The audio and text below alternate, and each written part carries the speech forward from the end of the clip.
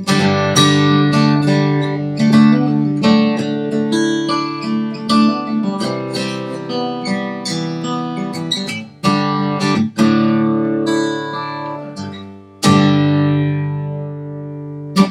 Michael here with another video, and today we are talking about my new guitar I got. It's a Taylor 414 CE guitar. I'll explain later what that means. I'm going to talk about why I got this guitar, how I got it, what that kind of buying process and decision making was. Also just reviewing how I like it. And hopefully with this video you can kind of take away, if you were considering getting a new guitar, how to shop for a new guitar as well. So first things first, it has been over 10 years since I last had an acoustic guitar. Restaurants have been opening up recently. I've been playing with an acoustic duo now for probably about 8 months or something, and since we are getting more shows, I've only been playing with one guitar. That guitar is this guitar, which is a Takamine G series guitar. Got it for like 500 bucks from Guitar Center a long time ago. Like I said, I think 10 years or something.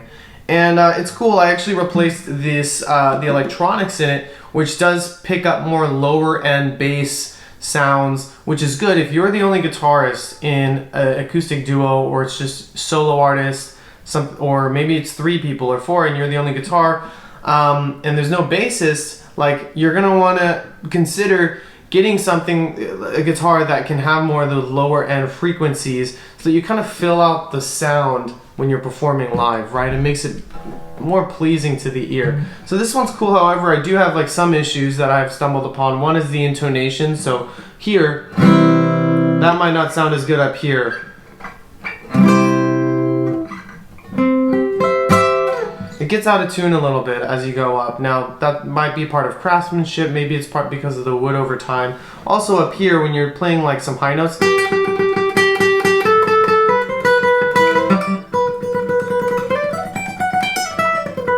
you're hearing a little buzz, and it sounds a little sitar-y, and it's probably because of the way it was kind of set up a little bit, but honestly, it's just kind of, it was time to get a newer one for me that I knew had great craftsmanship. It was just a bigger investment and sounded great, felt great as well. So there's that one. So let's talk about how I chose this guitar specifically. Okay, so first in my search, I first went to my uncle's, and I said, he's got a 300 series and a 700 series, so it's really cool. I get to play both of those and see what I like and don't like about each of those. The 300, it's a 324 CE, and I'll explain what those numbers mean. Was actually really cool. I liked it. Felt good. I actually restrung it too, so I cleaned it and made it all nice and neat for him as a favor, and it was nice to play. 700 series was great, and when we plugged that 700 series in, very full sound, powerful. And just feels great. It's a bigger body as well than the 3 or the 400, so that could be why it sounded so nice. I love that guitar, but so that one was out of my price range for sure right now. But I've searched on the Taylor website, and what I found was that really the 300 was more my price range. And so I went to Guitar Center casually, like, I'm gonna play a 300 series guitar that I like and see how I like that. And you know, I probably won't get anything today, but I'm just gonna go check it out. So I went, and come to find, I found this guitar sitting, it was hung up on the wall. Guitar Center has their own humidity controlled room, right, with all the acoustic guitars. It was locked up. It had been there for only a month, I guess, and I saw the gold hardware. I was like, that's unique. I don't see many guitars like that.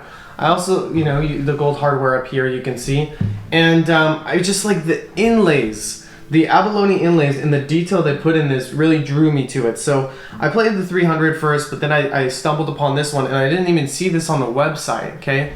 So I checked it out and started playing it, and I was like, wow. This feels better than the 300. It looks way cooler. And you got like the dark wood here, the nice dark wood, even the abalone like inlays in these little in the inserts, whatever they're called, the keys.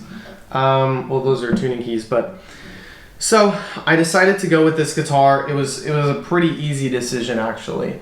One of the things that really helped with my search is the Acoustic Guitar Buyer's Guide that Taylor Guitars makes. That they made. It's a PDF like download that you can get on their website. I'm gonna put a link for it in the description of this video. It's really gonna help with like deciding, like, from just everything about buying a guitar to like the why you should invest in a good one, to the different types of woods, tone woods, which I'll talk about a little, the different body style and size. So I read through that whole thing, and that's what brought me to this. I want a mid-sized body because yes, I play a little hard and heavy, so it works well. I don't want something too small where it's not very loud. Not something too big where it's just kind of like too wide for my playing style. Like I don't, for pop and rock, I don't need a big large guitar for that. So it's like kind of in the middle with the shape. It's a grand auditorium shape. So if you check out the Acoustic Guitar Buyer's Guide, it's gonna say what the series numbers, the model number, what that actually is. So each series shares the certain wood types that are within that series. It kind of indicates the quality of the woods, maybe the craftsmanship a little bit, right? So like a BMW starting with the lower series, I think Taylor starts at 100, going up to like 900 series, and you just get different price ranges all the way up, right? So I wanted to get 300-400 series. It seemed like a good price range, great quality stuff. Okay, and the second number indicates whether it's a 6-string or 12-string, and also the tone wood, whether it's soft or hard. So if it's a 414 or 424 or something, that indicates a soft for one, or hardwood for two, and also those are both 6-string. So then if it's like 556, 566 here, it says it's a 12-string with a spruce top or mahogany, so different wood types there as well. Lastly, the 4 in 414, the last 4, is the grand auditorium size that I said. This is the shape of the body with this cutout here. Actually, sorry, the shape, the 4 is just the shape, and then the CE. C stands for cutout, E stands for electronics, okay? Meaning I want to amplify this guitar by plugging it in here, okay? That's where the, you have a 9-volt battery that goes in there. So that's the model of the guitar. So what I really liked about this guitar is the types of wood, okay? So you have a mahogany wood for the neck. I thought that was cool. It looks different color than this. The tone is really reliant on the shape, the craftsmanship, also the type of wood for the body. The rosewood, according to Taylor, they have sort of, they call it like this is sort of a subjective, but also I believe kind of tested chart that they've created for different wood types, charted out along the sound spectrum, I guess. So for rosewood, they were saying you get more low end, more higher end, less mids, right? The mids, you want to leave room for vocals, which are usually around 1 to 3K or something. So that's good for me because I get more high-end, trebly, sparkly stuff, as well as nicer low-end bass support for a live acoustic duo, which really works well. So I was really happy to find something with a rosewood.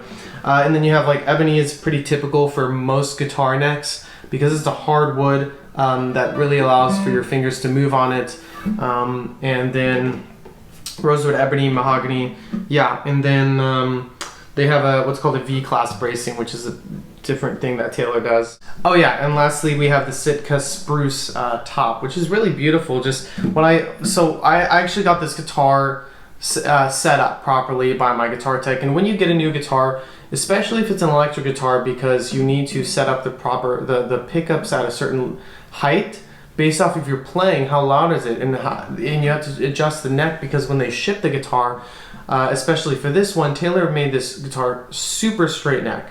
Really, there's no underbow or overbow. And with the guitar, you want a slight underbow because when you're putting your finger on the string, you want to have a little bit of a gap between the string and the fret, or else you're going to hit that buzz, which you actually hear with my Takamine guitar.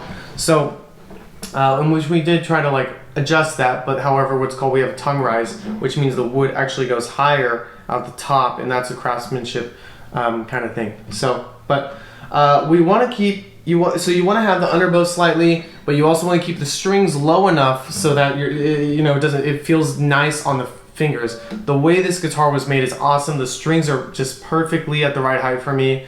The underbow makes the string sounds really nice now that my guitar tech has adjusted that. He's also just cleaned it up. He's also oiled the fretboard. I'm forgetting the saddle. Okay. He lowered the nut slots here where the strings were just a little bit, because if you're creating some underbow, the strings are getting further from the neck. So he compensated by lowering the nut slots where we needed, as well as actually lowering this bridge here.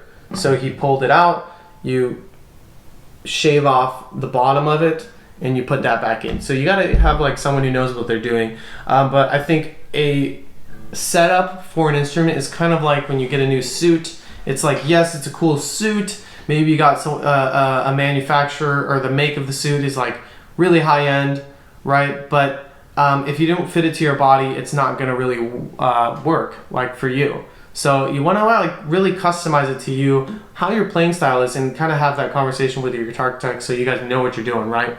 So next thing is, and the tuners were loose, so he tightened those as well. The factory didn't tighten the tuners all the way. They usually don't. Maybe that's just kind of a thing, like they know when they ship the guitar, it's going to move around a little bit. So there's just like these things that are like normal maintenance, because it's not going to be perfect when it arrives, and that's totally understandable. When he, saw the guitar, he was playing it and was like, dude, this is a great just cut of wood that we have on the back here with the rosewood. It feels great, it sounds great, and total win. So I want you to check out the Taylor buying guide if you're considering getting a guitar soon. If you're like me and it's been like a long time and you're ready to invest in something like, and it's an acoustic and you have like the similar needs that I have, definitely recommend getting one. Okay, so that's really it for my video about this Taylor guitar, my experience buying this guitar. As you can tell, like I can't stop talking about it. I plan to use it in videos on this channel where I'm teaching songs, because like it's when you play this and you go to the other guitar, it's just like night and day. I mean, like driving a Ferrari and then going to like some little like Honda sedan, like you just want to drive the Ferrari all the time. So I'm also going to be using this guitar for videos on my Acoustic Duos channel, which is also going to be in the description. All future videos, I'm sure I'll probably be using this thing just because that's awesome. Sounds great. So check that out if you want to hear it in action. I'm actually just recorded a new video with it, so you can hear that. Please, if you like this video, please subscribe, check it out. I'm going to be posting more videos about guitar, how to play songs, just everything like kind of music related that I think is cool. I'm hoping to make these videos better each time. And thank you again. Please comment any thoughts you have, good, bad, videos, songs you want to learn, and have a great day. See ya.